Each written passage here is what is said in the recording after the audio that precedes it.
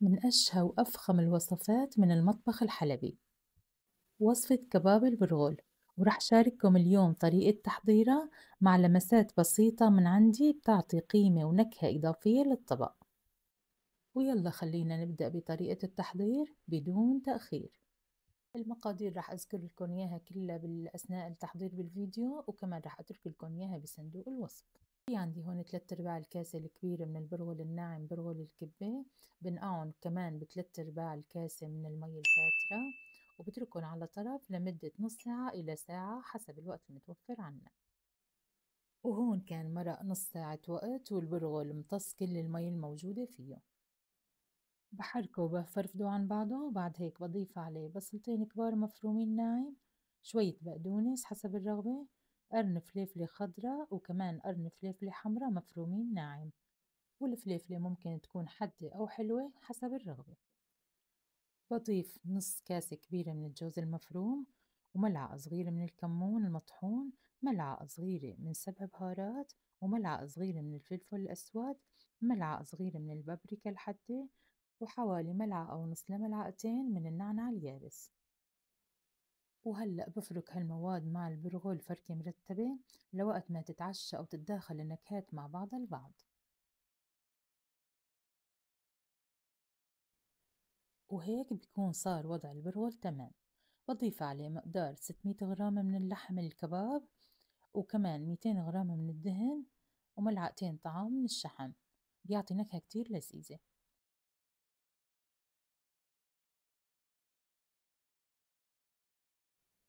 بعرك هالتشكيلة كلها مع بعضها البعض لوقت ما تختلط وتتوزع موادها وتتماسك وتصير كتلة واحدة.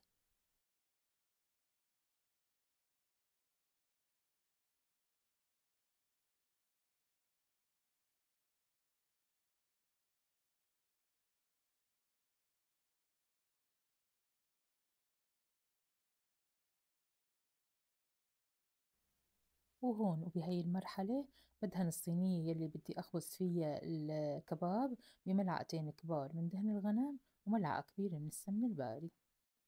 بوزع المادة الدسمة على أرض الصينية وعلى حوافها كمان، وكمان برش رشة كبيرة من الفلفل الأسود بوزعها على أنحاء الصينية.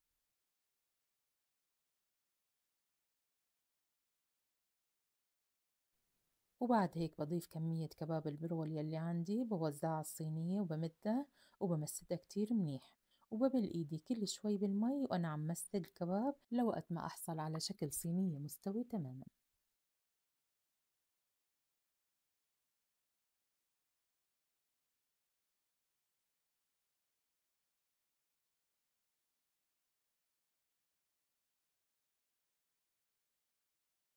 وهلأ بقى بقطعها بالطريقة يلي بشوفها متناسبة مع شكل الصينية.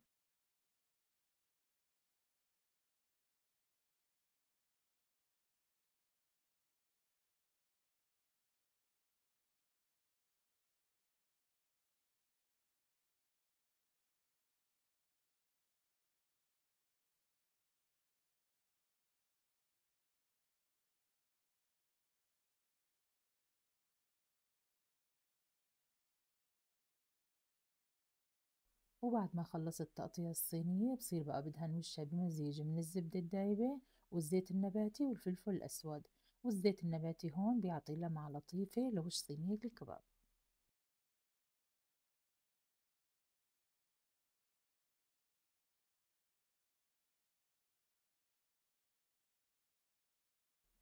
وكطريقة من طرق تزيين وش الصينية عملت فتحات بنص شرائح البندورة ووزعتهم على الصينية، وصرت ضيف مكسرات بقلب الفتحة يلي عملتها بشرائح البندورة.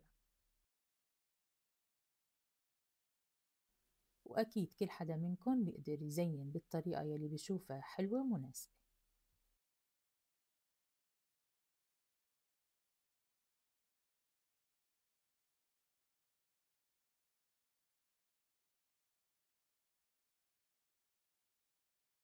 ورشيت على وش الصينية رشة من الفلفل الأبيض بيعطي كتير نكهة مميزة ونكهة إضافية للكباب.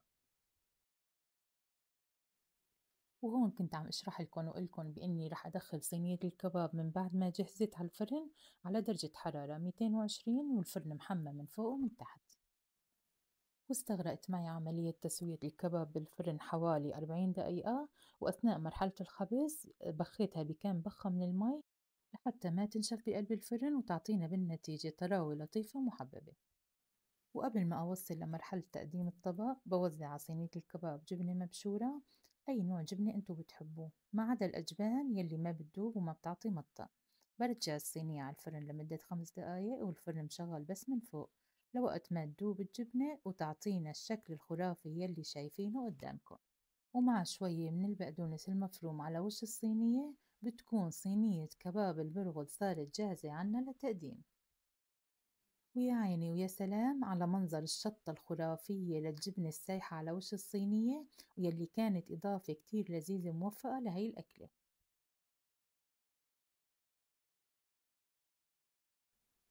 وحياة الله يا حبايبي طعم الأكلة طلع خرافي وخيالي، يعني تجانس النكهات مع بعض البعض شي ما بينوصف. باختصار كل شي بالأكلة كان تمام وبرفكتو. يا ريتكن يا قلبي تجربوا هاي الأكلة الفخمة على طريقتي وتكتبوا لي بالتعليقات شو رأيكن فيها. اشتركوا بقناتي وحطوا لي لايك وشاركوا الوصفة مع الأهل والأحباب. بحبكن كتير وبتمنى لكم السعادة، وبلتقي معكم بوصفة جديدة وشهية وبأمان الله.